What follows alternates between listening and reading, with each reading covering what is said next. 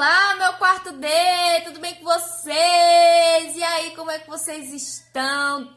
Eu acho não, eu tenho certeza que vocês estão bem descansados. A gente passou muitos dias sem ter aula devido a esse feriadinho aí bem delicioso das festividades juninas. E hoje já é dia 28 de junho. Fala aí, festividades juninas, tem uma colega nossa que teve a sorte de nascer no dia de São João, dia 24 de junho, que foi Paula Chiara, e a gente só animado com os forrozinhos, né? Nem deu os parabéns para nossa colega. Então, parabéns atrasado também vale. Um beijo para você, minha linda, que você seja sempre assim, essa menina linda, radiante e dedicada, tá bom?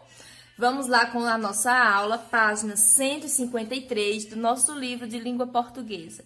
Gente, tá difícil segurar essa página, porque eu morro de medo de sapo. Tem um sapo horroroso aqui. Ai, não tô conseguindo nem pegar na folha em cima dele. Ai, tenho muito medo, muito. Vamos lá.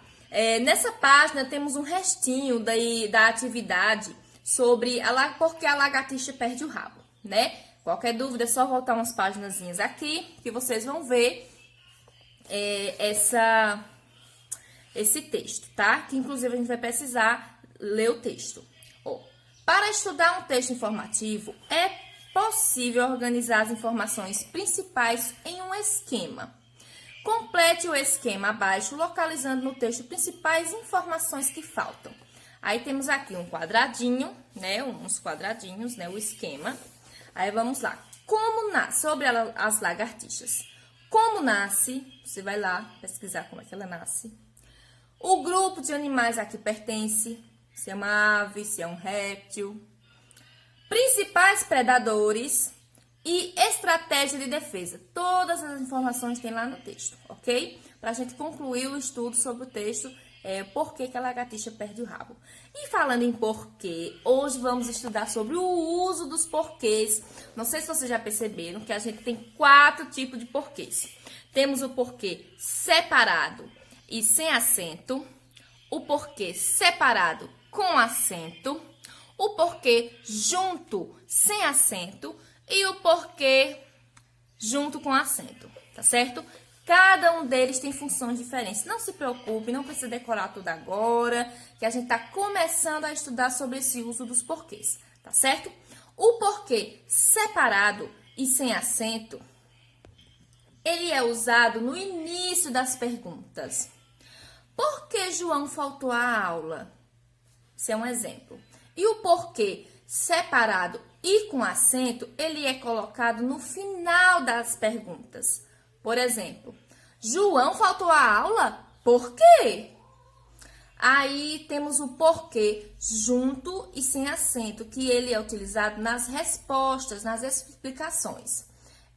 Eu faltei à aula porque adoeci. Ou seja, esse porquê foi usado para explicar o motivo de ter faltado à aula.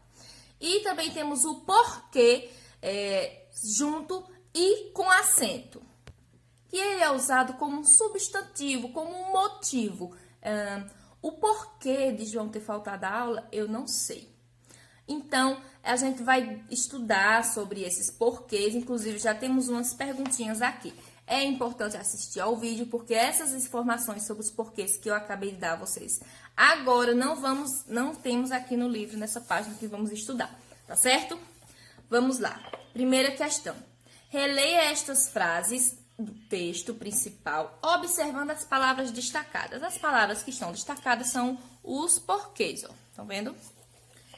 Aqui hoje vamos estudar mais o uso do porquê e o porquê sem acento, ou seja, o porquê separado sem acento e o porquê junto sem acento, tá? Primeira frase. Por que as lagartixas perdem o rabo? Segunda frase. A quebra do rabo da lagartixa só acontece porque ela, por natureza, tem a cauda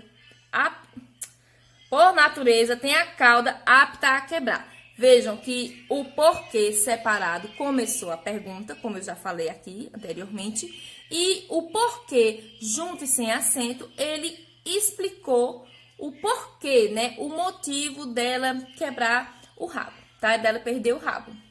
Temos outra perguntinha com outros exemplos. O corte só poderá acontecer naquele pedaço da cauda que sobrou, porque lá ainda existem aqueles pontos que podem se quebrar. Ou seja, ele também está usado como explicação, esse porquê junto e sem acento, tá? Agora vamos para as perguntinhas. Na primeira frase, a expressão porquê, separado e sem acento, está escrita separadamente. Em que tipo de frase ela aparece? Gente, eu já expliquei quando que a gente usa o porquê separado sem acento. Ah, eu não sei. Volta aqui o vídeo, tá bom? Segunda pergunta. Na segunda e na terceira frase, a expressão está escrita em uma só palavra. Porquê, ou seja, porquê está junto. Qual é o tipo de frase em que ela aparece dessa forma? Também já expliquei aqui na aula, é só para quem prestou atenção já está respondendo aqui em tempo real. E o segundo e última questão. Complete as frases usando porquê junto ou porquê separado. Por que o povo libera jato de tinta? Ele faz isso porque quer encobrir sua fuga quando se sente ameaçado ou é atacado por predadores. Muito fácil aqui, gente. Eu já expliquei qual é o porquê que usa no final, no início da frase, e qual é o porquê que usamos para explicação, para resposta, tá certo? Concluímos nossa atividade de língua portuguesa. Vamos agora para a matemática, que está mais fácil ainda. Continhas de multiplicação com aqueles numerozinhos cheios de zero, que não precisa nem de cálculo. A pessoa responde assim, ó, pá, de cabeça. Página 54 do nosso livro de matemática. Vamos responder essa paginazinha aqui de continhas de multiplicação. Não tem outra pergunta aparente, é só resolver essas perguntinhas, essas questões que são muito fáceis, né? Eu já expliquei para vocês, ó, por exemplo, nesse aqui, que a gente tem 3 vezes 30. É só a gente saber, tem 3 vezes 30, 3 vezes 300 e 3 vezes 3.000. Se a gente souber quanto é 3 vezes 3, a gente já vai responder aí, ó. 3 vezes 3 é 9. Então, aqui, ó, faço 3 vezes 3, 9 e repito 0. 3 vezes 3, 9 e repito os 2 zeros. 3 vezes 3 é 9 e repito os 3 zeros. Cheguei à conclusão. Tá muito fácil, né, gente? Eu devia ter colocado até a página inteira, mas eu coloquei só uma porque eu sou uma professora boazinha, tá?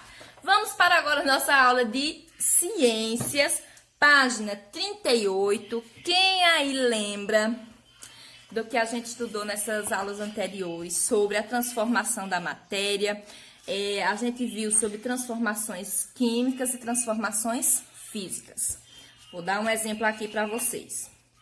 Transformação física é aquela que acontece com a água, por exemplo, que ela muda de forma, mas não altera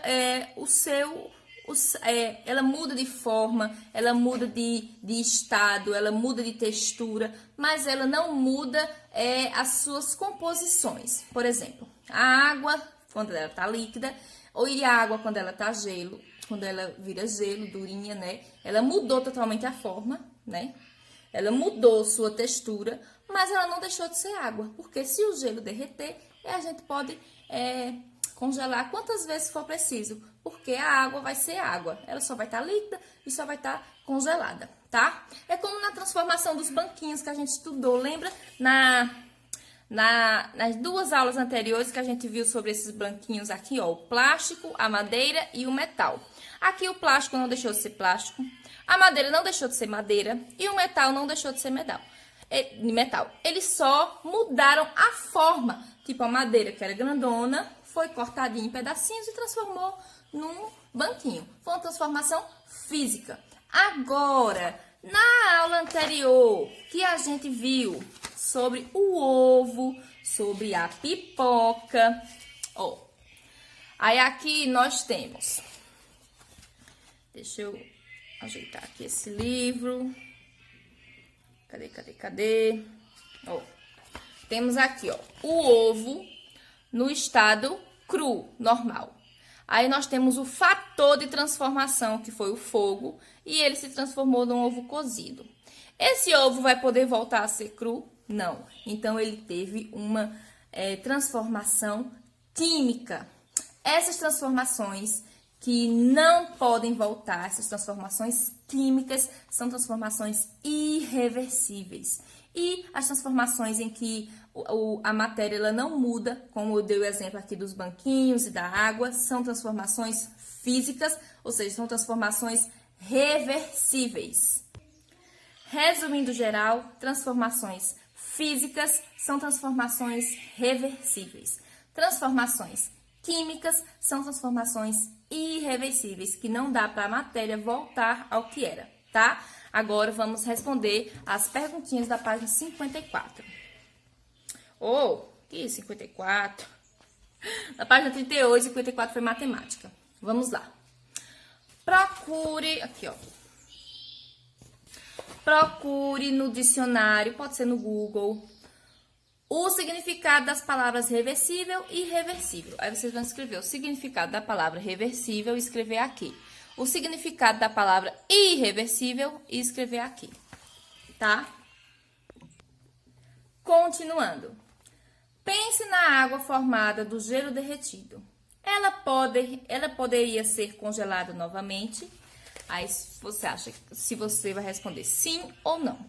E aqui vai dizer, então, o derretimento do gelo é uma transformação. Aí você vai dizer se é reversível ou irreversível, tá? Aí aqui, ó. Agora lembre-se como a clara do ovo fica depois de cozida. É possível fazê-la ficar novamente como era quando crua? Se você vai dizer assim, que sim ou que não. Então, o cozimento do ovo é uma transformação, você vai dizer reversível e irreversível. Muito fácil, que eu dei até esses dois exemplos aqui. Agora, preencha o quadro a seguir. Tá pedindo para se juntar com um colega, mas não vai dar para juntar, né? Então, vamos lá. Aí aqui você tem um quadro, ó, derretimento do gelo. Aí você vai botar aqui se é física ou química. Vai colocar se é reversível ou irreversível. E aqui vai colocar o fator envolvido na transformação. Por exemplo, a do ovo, o fator envolvido foi o calor, né? O fogo. Aí aqui você vai colocar o que é que faz essa transformação, tá? Ó, a queima do papel é física ou química, reversível e irreversível, e o fator de transformação, tá certo? Até o último aqui, que é o cozimento do feijão. Gente, muito fácil, vocês sabem de todos os fatores aqui, ó. O que é que a gente faz para cozinhar o feijão, e se é físico ou químico, se é reversível ou irreversível. Depois do feijão cozinhado, vai dar para transformar ele em cru? Então, eu já expliquei direitinho, tá? Concluímos nossa atividade, vou dar uma dica. A maioria aqui é transformação química. Pronto, já falei. Mas temos transformações físicas, viu? E temos mais de uma. Não vou dar mais dicas, vamos concluir nossa aula de hoje. Espero que tenha entendido, que tenha ficado claro. Mas, qualquer dúvida, é só me chamar lá no WhatsApp que eu estou à disposição. Um beijo para vocês e até amanhã, se Deus quiser. Chega do feriado. Tchau, tchau.